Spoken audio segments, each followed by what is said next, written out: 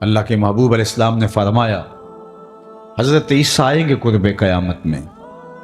اور یہ ختم نبوت کی بھی دلیل ہے کہ وہ اپنی شریعت لے کر نہیں آئیں گے، حضور کی شریعت کے مطابق فتویٰ دیں گے۔ مسجد اموی کے شرقی مینار سے نیچے اتریں گے، آسمان سے نیچے اتریں گے، دو فرشتوں کے کندھوں پہ ہاتھ رکھا ہوگا، تازہ وضو کے آثار ان کے بدن سے ہویدا ہوں گے اور قطرے ٹپک رہے ہوں گے پانی کے زلفوں سے۔ فجر کی نماز کا وقت ہوگا، لوگ صفے باندھ کے انتظار میں ہوں گے، اقامت کہی جا چکی ہوگی کہ حضرت عیسیٰ آئیں گے۔ کہا جائے گا کہ آپ مصلی پہ آ جائیں، لیکن وہ حضرت امام مہدی سے کہیں گے آپ مصلی پہ آئیں، پیچھے نماز پڑھیں گے امام مہدی کے۔ میرے اور آپ کے آقا و مولا نے کہا، کروڑوں سلام ان پہ، فرمایا کہ وہ وقت کیسا ہوگا جب عیسیٰ ابن مریم آئیں گے لیکن امام تم سے ہوگا۔ تو حضرت امام مہدی کے پیچھے نماز پڑھیں گے، پھر حضور کے دین کے لیے میدان عمل میں نکلیں گے۔ اس وقت امت 3 گروہوں میں بٹ چکی ہوگی۔ احادیث آخر الزماں پڑھیے، ایک گروہ کٹ چکا ہوگا، شہید ہو چکا ہوگا، ایک گروہ فرار کا رستہ اختیار کر لے گا، منطقیں تراش لے گا، فلسفے بھگا رہا ہوگا۔ اتنی بڑی طاقت کے ساتھ لڑنا ہمارے بس کا روگ نہیں ہے، اتنے اسلحے، اتنے آلات حرب و ضرب، اتنی جدید ٹیکنالوجی ہمارے بس کا روگ نہیں مقابلہ کرنا، لہٰذا عافیت قدے میں بیٹھ جائیں گے۔ یہ دوسرا گروہ ہوگا۔ تیسرا گروہ میرے حضور نے ارشاد فرمایا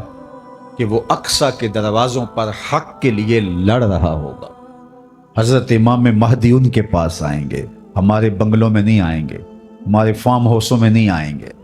ہماری مارکیٹوں میں نہیں آئیں گے، امام مہدی ان کے پاس آئیں گے، ان کو آ کے کہیں گے بتاؤ کیا کرنا ہے۔ حضرت عیسیٰ ان کے پاس آئیں گے اور کہیں گے بتاؤ کیا کرنا ہے،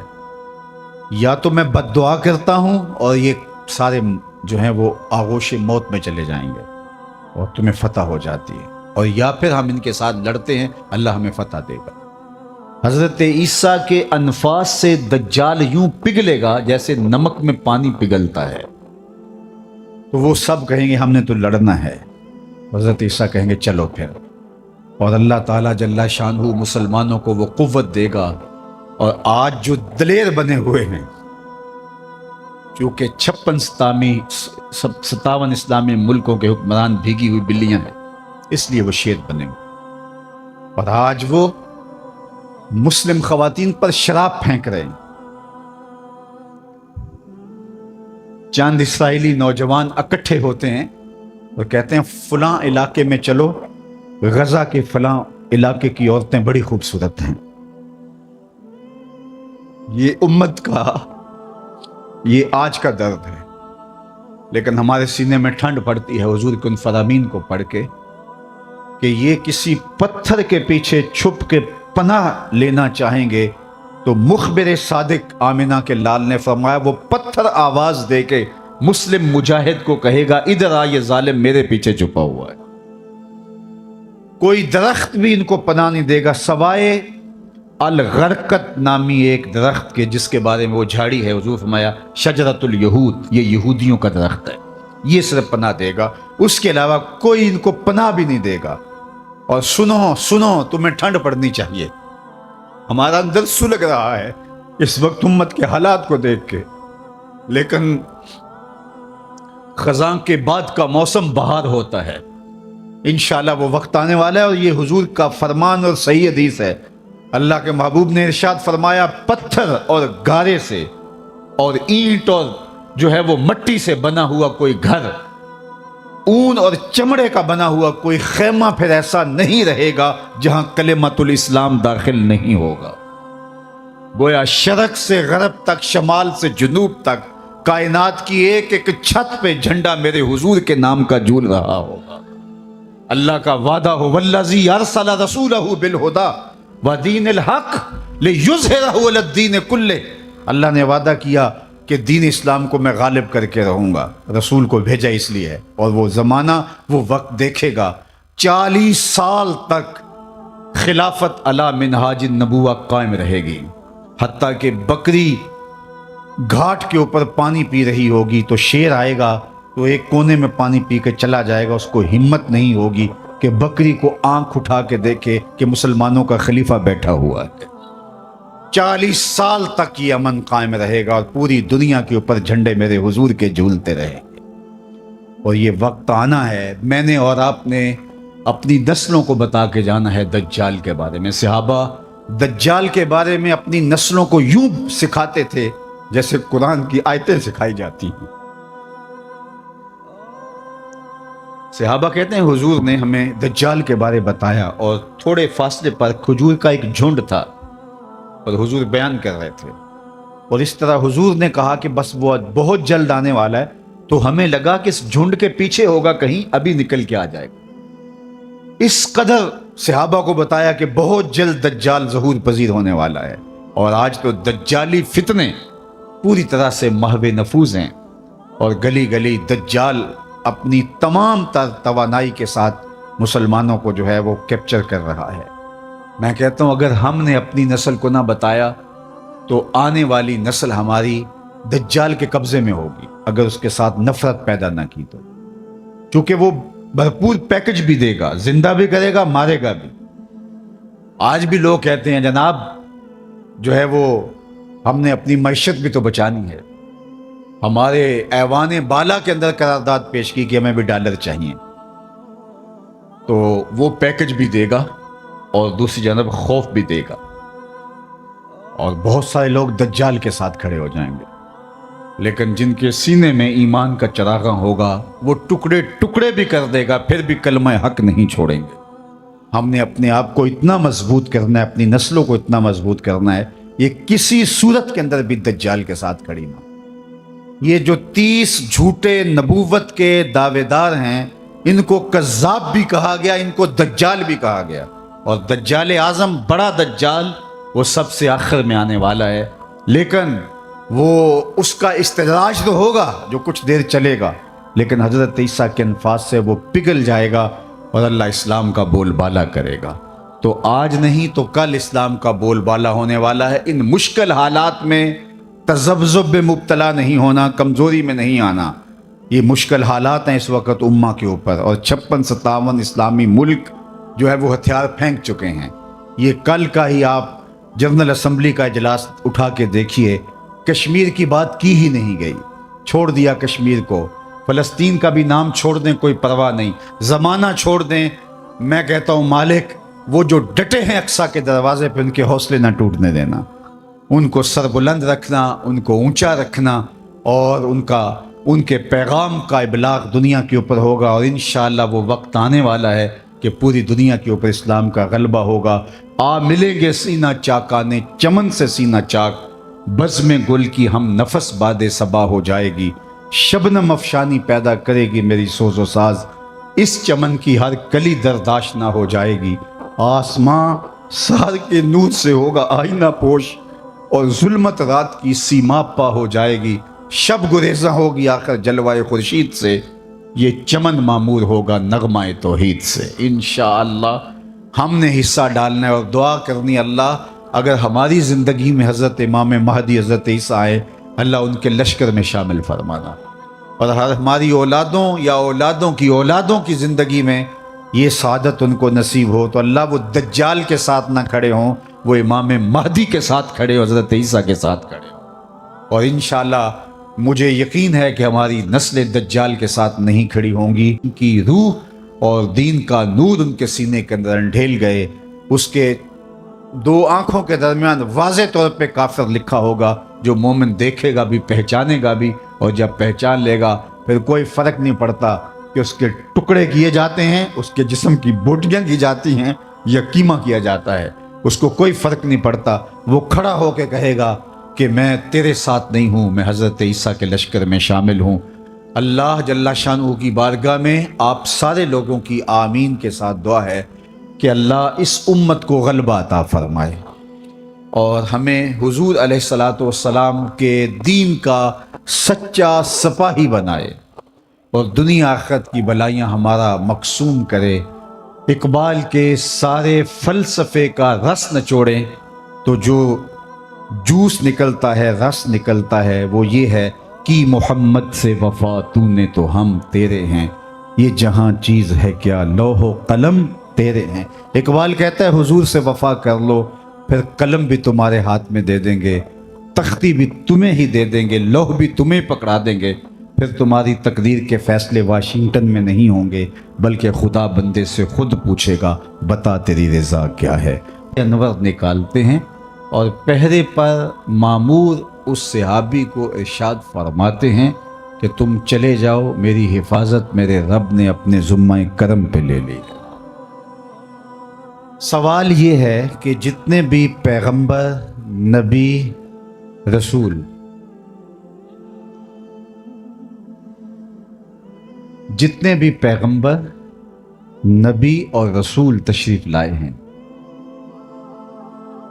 اللہ جل شانہ کے سچے اور فرستادہ رسول اور پیغمبر تھے، انہیں شہید کیا گیا، لیکن اللہ نے ان کی حفاظت نہیں فرمائی۔ حضور بھی اللہ کے نبی ہیں،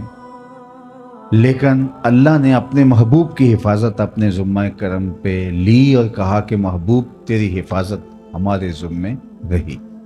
تو یہ ایک دوسرا سوال ہے۔ قرآن بھی اللہ کی کتاب اور باقی کتابیں بھی جو اس سے پہلے نازل ہوئیں وہ بھی اللہ کی کتاب۔ حضور اللہ کے رسول، باقی اس سے قبل جو رسول اور پیغمبر ہوئے وہ بھی اللہ کے فرستادگان، ان کی حفاظت اپنے ذمہ کرم پہ نہیں لی، حضور کی حفاظت اپنے ذمہ کرم پہ لی۔ اس کا جواب ہی ختم نبوت کی دلیل ہے، اور وہ یہ کہ اگر کسی کتاب میں تحریف راہ پا جاتی ہے تو کوئی بات نہیں، نئی کتاب اترنے والی ہے، اور لوگوں کے لیے ہدایت کا سرچشمہ سوکھنے والا نہیں، نئی کتاب آنے والی ہے۔ کوئی بات نہیں، ایک کتاب میں تحریف راہ پا گئی ہے تو دوسری کتاب آئے گی، اس میں تحریف کر لی تیسری کتاب آئے گی، اس میں تحریف کر لی تو چوتھی کتاب آئے گی۔ قرآن کے بعد چونکہ کوئی کتاب نہیں ہے، فَبِأَيِّ حَدِيثٍ بَعْدَهُ يُؤْمِنُونَ، اس کے بعد تم کس پہ ایمان لاؤ گے؟ اگر اس میں بھی تحریف کی راہ پائی جاتی ہے تو پھر قیامت تک آنے والے انسانوں کے لیے ہدایت کا کوئی سرچشمہ نہیں ہوگا۔ تو قرآن کی حفاظت کا ذمہ اپنے ذمہ کرم پہ لینا اس بات کی دلیل ہے کہ قرآن کے بعد کوئی کتاب اترنے والی نہیں ہے۔ ایک پیغمبر کو شہید کر دیا جاتا ہے، کوئی بات نہیں، اس کی جگہ نیا پیغمبر آنے والا ہے، اتمام دین کرے گا، اتمام توحید کرے گا، اللہ کے پیغام کا ابلاغ کرے گا، رشد و ہدایت کا چشمہ سوکھے گا نہیں، اس کے ذریعے سے نور بٹتا رہے گا، اجالے پھیلتے رہیں گے۔ دوسرے نبی کو شہید کر دیا جاتا ہے، تیسرے نبی کو، لیکن حضور علیہ السلام کی حفاظت اللہ نے اپنے ذمہ کرم پہ لی کہ محبوب آپ نے اتمام دین کرنا ہے، اگر آپ کو نقصان پہنچ جاتا ہے تو پھر اتمام دین کون کرے گا؟ حضور علیہ السلام کی حفاظت کا اللہ کے ذمہ کرم پہ ہونا اس بات کی دلیل ہے کہ حضور کے بعد کوئی پیغمبر آنے والا نہیں۔ پس خدا بر ما شریعت ختم کر، بر رسول ما رسالت ختم کر۔ لیکن جعلی لوگ، دو نمبر لوگ اپنے آپ کو نبوت اور رسالت کے دعوے کے ساتھ سامنے لاتے رہیں گے، اور وہ اللہ کے محبوب نے پہلے ارشاد فرما دیا کہ میرے بعد 30 کے قریب دجال آئیں گے جو یہ دعویٰ کریں گے، یہ گمان کریں گے کہ ہم نبی ہیں، ہم رسول ہیں، لیکن فرمایا کہ میرے بعد کوئی رسول نہیں ہے، میں آخری نبی۔ تو مختلف ادوار کے اندر لوگ آتے رہے اور جنہوں نے ادعائے نبوت کیا۔ خود جناب رسالت مآب صلی اللہ علیہ وآلہ وسلم کے زمانے میں مسیلمہ کذاب یمامہ کا ایک شخص اٹھا اور اس نے کہا کہ میں پیغمبر ہوں، اور 40,000 لوگ اپنے گرد اس نے جمع کر لیے، اور حضرت سیدنا صدیق اکبر رضی اللہ تعالی عنہ نے اس کے معارضے میں، اس کے مقابلے میں باقاعدہ فوج بھیجی، 13,000 के करीब लश्कर जाके उसका मुआवजा करता है, उसका मुकाबला करता है और उसे शिकस्त फाश देता है। और इस रास्ते के अंदर उस जंग में 1200 मुसलमान शहीद होते हैं। अगर आपकी तवज्जो मेरी जानिब मबजूल हो और गौर और तदब्बर के साथ सुनने का मिजाज अगर आप रखते हैं तो बहुत गौर व फिक्र के साथ सुनने की बातें हैं कि 27 जंगें हुजूर ने लड़ी हैं अपनी ज़िंदगी में हयात तैयबा में। 10 साला ज़िंदगी जो मदनी है उसमें 27 जंगें हुई हैं। उन 27 जंगों के अंदर जो टोटल नुकसान हुआ है जानों का, जो शहादतें हुई हैं मुसलमानों की, उनकी तादाद 1000 से भी कम है। 27 जंगों के अंदर जो मुसलमान शहीद हुए हैं वो 800 से कुछ ऊपर नीचे, 1000 तक भी उनकी तादाद नहीं पहुंचती। उसमें बदर भी है, उसमें ओहद भी है, जंगे हुनैन भी है, गज़वाए तबूक भी है, जंगे यरमूक भी है। कितने बड़े बड़े मार्के हैं, गज़वाए ओहद भी है। लेकिन टोटल जो मुसलमानों को शहादतें नसीब हुई इन 27 जंगों में, उनकी तादाद है 1200 और 800 के आगे पीछे। और सिर्फ मुसैलमा कज़्ज़ाब ख़त्म नबूवत के बागी के ख़िलाफ़ जो एक जंग लड़ी गई दौरे सिद्दीकी में, उसमें सिर्फ 1200 लोगों ने जाने वारी हैं। 27 जंगों में इतनी शहादतें नहीं हुई जितनी इस एक जंग में शहादतें हुई हैं। ये बात समझने के लिए काफ़ी है कि ख़त्म नबूवत का मसला कितना हसास मसला है। और इस हवाले से सदर अव्वल के मुसलमान सहाबा, उन्होंने कोई कंप्रोमाइज़ नहीं किया और पूरी कुव्वत के साथ डट करके जालिमों का मुकाबला किया। एक तो इस बात को हम अच्छी तरह समझ लें। दूसरी बात वो ये कि 30 के करीब हुजूर ने फरमाया दज्जाल आएंगे और जो इद्दिया करेंगे, दावा करेंगे कि मैं नबी हूँ, रसूल हूँ, और वो झूठे होंगे। और मुख्तलिफ अदवार में लोग आते रहे, मुसलमा कज़्ज़ाब, असवद अंसी और सजा, ये तो उसी ज़माने में आ गए। बाकी उसके बाद आज तक मुख्तलिफ ज़मानों में मुख्तलिफ लोग आते रहे। लेकिन जब वो लोग जिन्होंने नबूवत का दावा किया अपने मंतकी अंजाम को पहुँचे, तो उनकी जो जमात उनके साथ शामिल हुई, जो लोग शामिल हुए, उनकी झूठी उम्मत बनी जो, तो वो भी उनके साथ अपने मंतकी अंजाम को पहुँच गए। आज आप दुनिया भर में ढूंढेंगे तो असवद अंसी का मानने वाला कोई मौजूद नहीं होगा। आप दुनिया भर में तलाश करेंगे, सजा नामी उस खातून का कोई मानने वाला नहीं होगा। आपको मुसैलमा कज़्ज़ाब का मानने वाला नहीं मिलेगा। मुतनब्बी कोई भी हो उसका मानने वाला आपको नहीं मिलेगा। लेकिन क्या वजह है कि जब वो हमारे पंजाबी में कहते हैं कि जिधर गईयां बेड़ियां उधर गए मला, जब वो झूठे मुद्दईयाने नबूवत अपने मंतकी अंजाम को पहुंच गए तो उनके मानने वाले भी साथ ही उनके ख़त्म हो गए। चंद सालों के अंदर उनका वजूद मिट गया। लेकिन क्या वजह है कि 2 लोग ऐसे हैं कि जिनको मरे हुए 100 साल से ज़्यादा अरसा बीत गया है और उनके मानने वाले आज भी दुनिया के ऊपर मौजूद हैं। एक कादियान का दज्जाल मुसैलमा पंजाब मिर्ज़ा कादियानी, और दूसरा बहाउल्लाह जो ईरान में मुद्दई नबूवत था, उसके मानने वाले भी पूरी दुनिया के ऊपर मौजूद हैं। और इस मुसैलमा पंजाब के मानने वाले भी पूरी दुनिया के ऊपर मौजूद हैं। जबकि माजी की सदियों की तारीख़ ये है, गुज़श्ता 13 सदियों की तारीख़ ये है कि जिसने नबूवत का दावा किया, जब वो अपने मंतकी अंजाम को पहुंचा, उसके झूठे मानने वाले भी अपने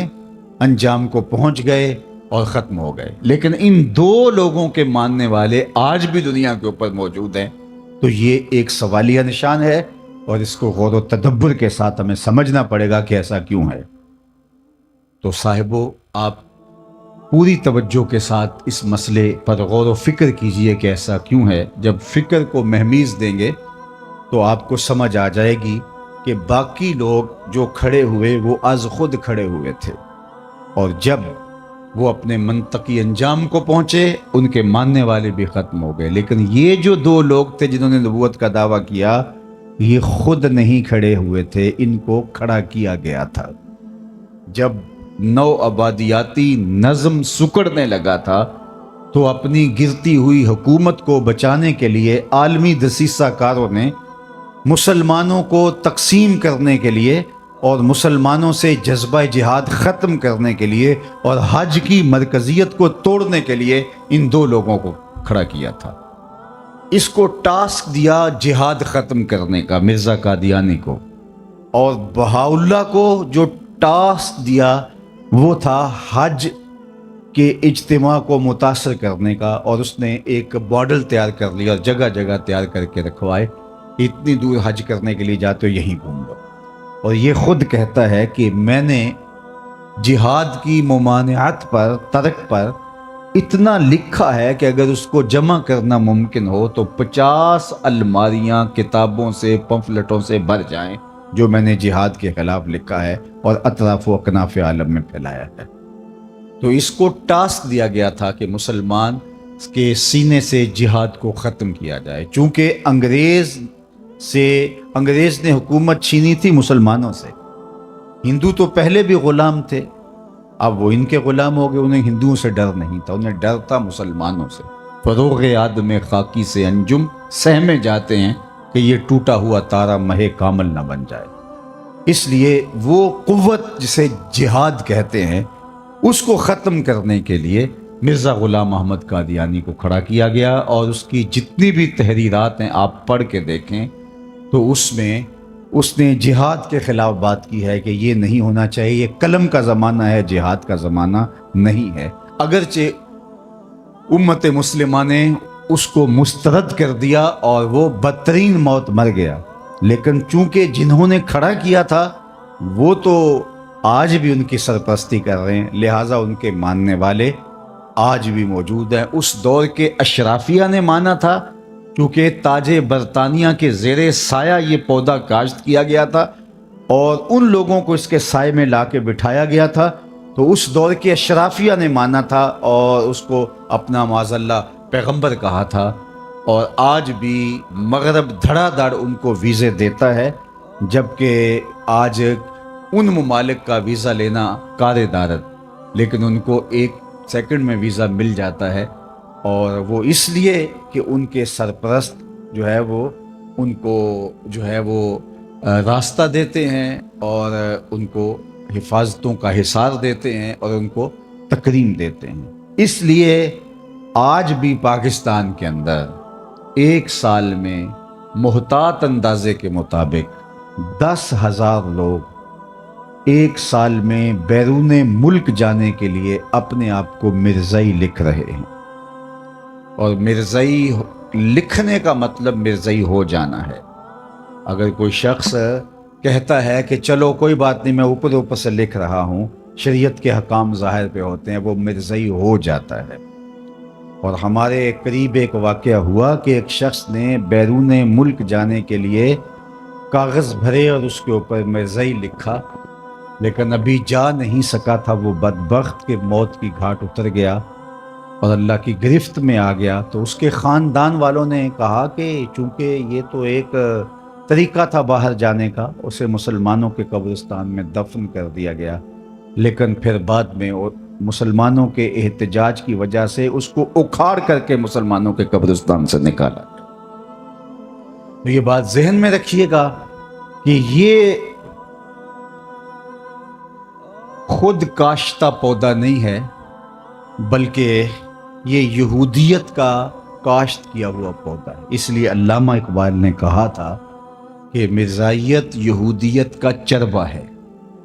اور کسی نے کہا تھا کہ یہ اسلام کے بھی دشمن ہیں اور پاکستان کے بھی دشمن، اور انہوں نے ہمیشہ اسلام کو نقصان پہنچایا اور انہوں نے ہمیشہ پاکستان کو نقصان پہنچایا۔ لیکن دنیا کی تاریخ کا یہ انوکھا باب ہے کہ پاکستان کی نیشنل اسمبلی میں ان کو قانوناً پاکستان کے آئین اور دستور کے مطابق کافر ڈکلیئر کیا گیا، لہٰذا انہوں نے اس کو مانا نہیں، تسلیم نہیں کیا اور در بدری کی ٹھوکریں کھا رہے ہیں اور ذلیل و رسوا ہو رہے ہیں۔ لیکن یہ قانون باقی رہے گا، آئے دن چھیڑ چھاڑ کی جاتی ہے اور یہ کوشش کی جاتی ہے اور لوگوں کے دل میں ان کا جو ہے وہ ان کو مظلوم بنا کے پیش کیا جاتا ہے کہ یہ بھی تو اس ملک کے باسی ہیں، ان کو بھی حق ہونا چاہیے، اور یہ حکومت فیصلہ واپس لے لے کسی طرح سے یا اس کے اندر کوئی ترمیم کر لی جائے۔ لیکن میں کہتا ہوں کہ آسمان تو پھٹ سکتا ہے، زمین کے ٹکڑے تو ہو سکتے ہیں، چاند بے نور ہو سکتا ہے، سورج بے نور ہو سکتا ہے، لیکن مرزائی کل بھی کافر تھے، مرزائی آج بھی کافر ہیں اور مرزائی کل بھی کافر رہے۔ مرزائی کبھی بھی جو ہے وہ اس دائرے سے نہیں نکل سکتے، چونکہ جو حضور کے ختم نبوت کا منکر ہے وہ کافر ہے۔ دوسری بات آپ کی توجہ چاہوں گا، اللہ آپ کے جذبوں کو سلامت رکھے، لیکن میں چاہوں گا کہ زیادہ سے زیادہ آپ اس مسئلے کو سننے کی کوشش کریں۔ نعروں کا ذوق آخر میں، بعد میں یا اس سے پہلے بھی میرا خیال آپ پورا کر چکے ہوں گے، بس میری گفتگو کی طرف آپ کی توجہ رہے۔ تو یہ جہاد کے خلاف ایک عملی تحریک تھی اور اس کی سرپرستی ان لوگوں نے کی جن کو جہاد سے خطرہ تھا، اور یہ وہی لوگ تھے جنہوں نے مسلمانوں سے حکومت چھینی تھی۔ پاکستان بننے کے بعد بھی انہوں نے پاکستان کو قبول نہیں کیا۔ آج بھی ربوے کے اندر جو قبریں ہیں، وہاں جو لوگ ان کے دفن ہوتے ہیں ان کو امانتاً دفن کیا جاتا ہے۔ وہ کہتے ہیں کہ پاکستان ٹوٹ جائے گا، ان کے عقائد میں یہ شامل ہے، اور ہم ان لاشوں کو اٹھا کے قادیان میں جا کے دفن کریں گے۔ جب پاکستان ایٹمی طاقت بنا تو پوری دنیا کے اوپر چراغاں کیا گیا، لیکن ربوے میں سوگ منایا گیا۔ اور جب پاکستان دو لخت ہوا، پاکستان جب ٹوٹا اور بنگلہ دیش اور پاکستان دو الگ حصوں میں بٹا، تو اس وقت قادیان میں چراغاں کیا گیا تھا، اور ان کا خیال تھا کہ پاکستان بھی عنقریب ٹوٹ جائے گا۔ لیکن میں بار بار کہہ چکا ہوں، مشکل وقت قوموں پہ آتے ہیں، آتے رہیں گے، ہمارے گھروں میں بھی آتے ہیں، خاندانوں میں بھی آتے ہیں، بستیوں شہروں میں بھی آتے ہیں، لیکن سن لیجئے، پاکستان ختم ہونے کے لیے نہیں، قیامت تک قائم رہنے کے لیے معرض وجود میں آیا۔ پاکستان مٹنے کے لیے نہیں بنا تھا۔ یہ سبز ہلالی پرچم قیامت تک فضاؤں میں جھولتا رہے گا، اور پاکستان کل بھی زندہ باد تھا، پاکستان آج بھی زندہ باد ہے، اور پاکستان کا نام روشن رہے گا۔ مشکل وقت گزر جائے گا انشاءاللہ، اور پھریرے پاکستان کی عظمتوں کے لہراتے رہیں۔ تیسری بات، اور میری گفتگو اختتام کی طرف چلی جائے گی، کہ جہاد کے خاتمے کے لیے یہ سارا ڈرامہ رچایا گیا تھا۔ بہاؤاللہ کی جو تحریک تھی وہ حج کے خاتمے کے لیے وہ ڈرامہ رچایا گیا تھا، اور یہاں جہاد کے لیے، لیکن جہاد ختم ہونے والا نہیں ہے۔ میرے اور آپ کے آقا و مولا مخبر صادق، ہمارے ماں باپ ان پہ قربان، آپ نے کہا تھا جہاد قیامت تک جاری رہے گا، تھوڑے لوگ ہوں گے لیکن لڑتے رہیں گے، اور فرمایا اقصی کے دروازوں پر لوگ موجود رہیں گے جو جہاد کا پرچم اٹھائے رکھیں گے۔ اور آج اقصی کے دروازوں پر لڑنے والے غزہ کے ان مجاہدوں کو ہم سیلوٹ کرتے ہیں، سلام پیش کرتے ہیں کہ پوری دنیا نے ان کا ساتھ چھوڑ دیا، اور کفر اسرائیل کے ساتھ آ کے کھڑا ہو گیا۔ اپنے سرکاری جہاز میں بیٹھ کے بھی برطانیہ کا وزیر اعظم پہنچ سکتا تھا اسرائیل میں، لیکن اس نے ترجیح دی جنگی جہاز میں بیٹھ کر کے وہاں پہنچنے کی، اور اس نے عملاً بتایا بھی اور کہا بھی کہ میں اس لیے جنگی جہاز میں جا رہا ہوں اسرائیل، تاکہ ان کو میں بتا سکوں کہ ہم ہر طرح سے تمہارے ساتھ ہیں۔ لیکن 56-57 اسلامی ملکوں میں کوئی ایک بھی نہیں گیا جو غزہ کے یتیموں کے سر پہ ہاتھ رکھ سکے کہ ہم بھی تمہارے ساتھ ہیں۔ لیکن غزہ کے مجاہدوں، تمہیں سلام ہو، تمہیں آمنہ کا لال دیکھ رہا ہے۔ سنو، میرے حضور نے ارشاد فرمایا، والذی، ارشاد فرمایا حضور نے کہ قرب قیامت میں جب دجال آئے گا، ابھی تو دجال کا ظہور ہونے والا ہے، دجالی قوتوں کا ظہور ہے، لیکن فرمایا قرب قیامت میں جب دجال آئے گا تو میرے غلام اس کے مقابلے میں نکلیں گے، حق کے راستے پہ اپنا سب کچھ کٹوانے کے لیے۔ سنو، صحاح کی روایت ہے، انی لعارف اسماءہم، میں اپنے ان غلاموں کو نام بنام جانتا ہوں، واسماء آبائہم، ان غلاموں کے ماں باپ کے ناموں کو بھی جانتا ہوں۔ کہانی ختم نہیں ہوئی، وَأَلْوَانَ خُيُولِهِمْ، جن سواریوں پر چڑھ کے جہاد کریں گے میں محمد ان سواریوں کے رنگوں کو بھی جانتا ہوں۔ کون سا غلام، کس کا بیٹا کس رنگ کی سواری پہ بیٹھ کے جہاد کرے گا، حضور فرمایا میں پہچانتا ہوں۔ غزہ والو تمہیں مبارک ہو، تجھے آمنہ کے لال پہچان رہے ہیں۔ زمانہ تمہیں چھوڑ دے، تمہیں پرواہ نہیں ہونی چاہیے، اس لیے کہ آمنہ کے لال تمہیں پہچانتے بھی ہیں، تمہیں جانتے بھی ہیں، اور جن سواریوں پہ تم جہاد کر رہے ہو ان سواریوں کے رنگوں کو بھی پہچانتے ہیں، اور یہ جہاد کبھی ختم نہیں ہوگا۔